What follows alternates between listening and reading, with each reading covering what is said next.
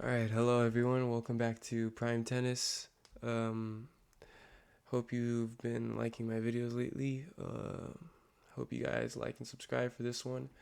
In this video, we're just gonna look at some center highlights. Today, I want to talk about how to generate more racket head speed, and I think one thing that's super important in that is just being super loose with your swing, generating that lag, and like how to accelerate your racket basically, and like the kind of mindset that you need to have for that.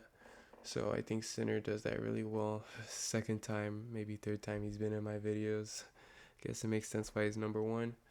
Um, Currently anyway. So let's look at these highlights. It's probably gonna be some amazing points. Hopefully we'll get to enjoy some nice tennis too while we learn. So let's see here. Okay. Oh wow, that is crazy. Okay, so the first thing that I want to talk about is like how to generate the lag that you need in order to hit a great shot. Sinner, one of his biggest weapons is that forehand. Like, I'm so amazed when he plays the way he just rips, the huge, like, huge forehands, and he's not that big a guy. He's definitely not the biggest guy on the tour, but he has such a good forehand, and I think it's because he just is good at using every part of his body to generate power, every part of his arm to generate racket head speed, and I think that's what makes it so good. So let's just see. He hasn't hit any forehands yet. Another great point with him and Alcaraz. I love how much fun Alcaraz looks like he's having when he's playing.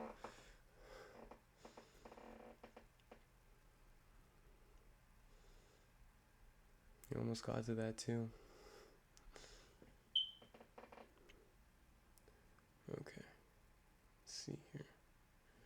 Okay, we can just watch this guy because he's doing it as well. It's gonna be hard to describe with this kind of video. Maybe I'll like look up some slow-mo videos of people doing forehands so we can see. But let me try and explain it here. So what I'm talking about when I am talking about the lag is this right here. See how his elbow is parallel to his body, or not parallel, but like right next to his body, and how his shoulder is in front of the racket, how the racket is lagging behind his body, almost like near his right foot. And if I go like a frame behind that, you'll see that his elbow is actually behind his body from his take back. But to create this effect, you have to like thrust your shoulder forward. You know what I'm saying? Like you rotate with your upper body.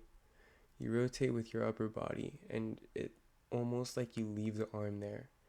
And then the arm comes whipping back, and you basically just whip the ball. Like think of your arm and your racket like a whip, you know, that you're throwing, or like you're whipping the ball basically. That's how you generate so much power and hit, you know, good forehands, big forehands. See how far behind his body the racket is?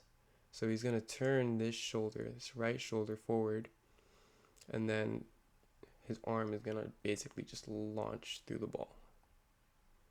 There you go. And Sinner is able to get to that amazing shot.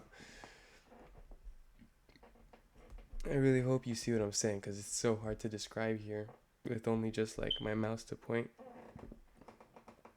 Gotta get one of those things where like I can draw on the screen. That would be very useful. Oh wow.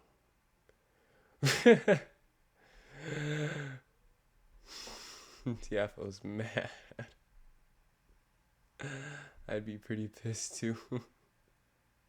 Oh no, he was just playing around.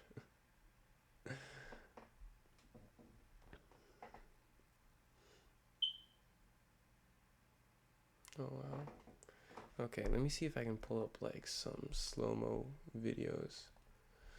Um, let's see.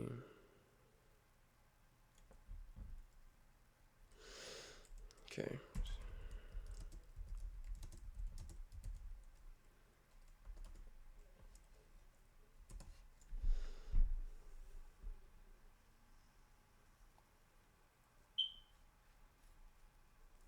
Gotta love commercials.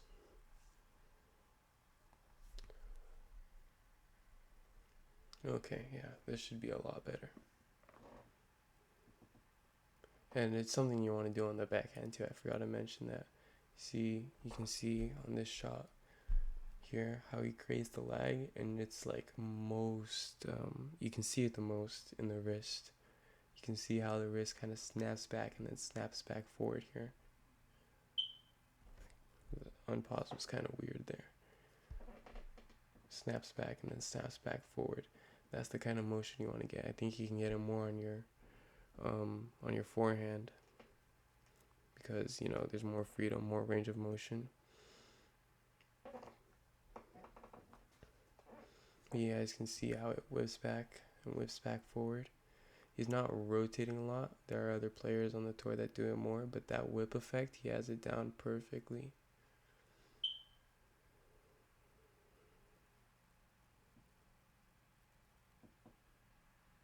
Yeah, you see that. And this is where I want to get to like the second part. Like after you hit, look. So when you hit the ball, you kind of want to like release your arm, right? Like you create that whip effect, but that's because like your arm is so loose that it behaves like a whip, right? You want to keep that throughout the shot, and even in the follow through, you want to be able to like your arm softens in a sense, like it relaxes. And you'll see here, like it's better to show. You know, Sinner, he follows through, but you can see how loose his arm is, right? It's not like super stiff. That's something you want to avoid. You know, you want to hold the racket very loose in your hands when you're hitting the ball, and that will help create that effect. But you want to think of it like you're throwing your arm at the ball. And when you do that, that's when you'll get that kind of looseness and relaxation that allows your arm to be like a whip, to where you can hit shots like this, where you just into the ball, and it creates that effect.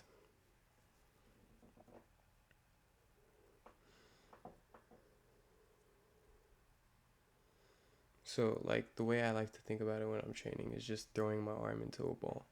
Like I throw baseballs around, you know, for training.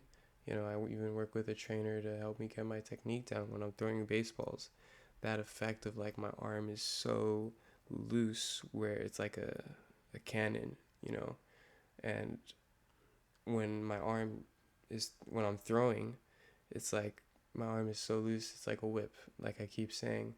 And you can kind of like apply that feeling to tennis, to the forehand, and to the serve. The serve, I think, is where you apply this idea the most, and you apply that feeling, and you get huge shots. You know, you'll see a huge improvement in your shots. I think they did serves at the beginning. Let me see if they do serves again. It's probably going to be towards the end. Yeah, serves. So serves is the biggest place where you do this, where you really exaggerate like that throwing motion of throwing your arm and throwing your body into the ball. So we'll see it here, and I'll show you.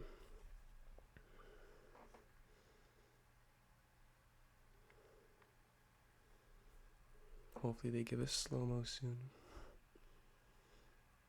But, you know, just try and see if you can see what I'm talking about. You know, with the serve, it's the jump that initiates the lag. Instead of throwing your rotating, that initiates the lag. With the serve, it's the jump.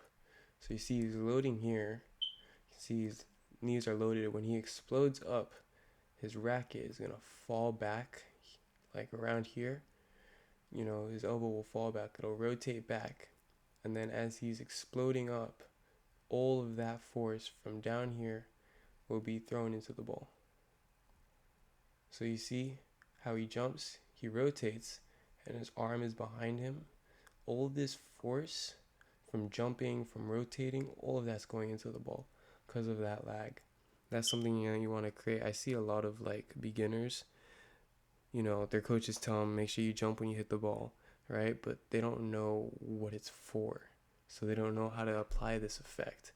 But if you get the timing right and you jump while you're rotating, while you're, using that power into the ball, not just jumping for the sake of jumping, but exploding into the ball, and this is the kind of effect you create, and it creates a nasty serve, and it makes your serve so much better if this is something that you can master.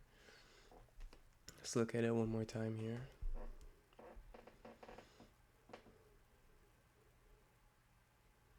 Yeah, like you can see, like his arm, it literally looks like a whip. You know what I'm saying? So that's the kind of effect that you want to have. What I recommend is throwing baseballs, throwing footballs. That kind of stuff really helps. So if that's something that you can do, I mean, yeah, just buy a football at nearest convenience store and buy a baseball, whatever you need, someone to throw with, and it'll really help. It'll improve.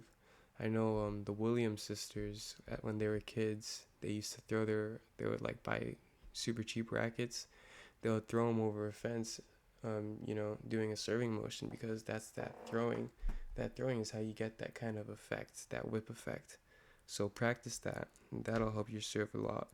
And the way it feels, the way your arm feels, like it's loose, like it's water almost, you can apply that feeling to the forehand, and it'll make your forehand much bigger. So yeah, I hope that helps. That's all for this video. I hope you guys have a good one. Like, subscribe, dislike, comment, just give me some feedback, and thank you guys.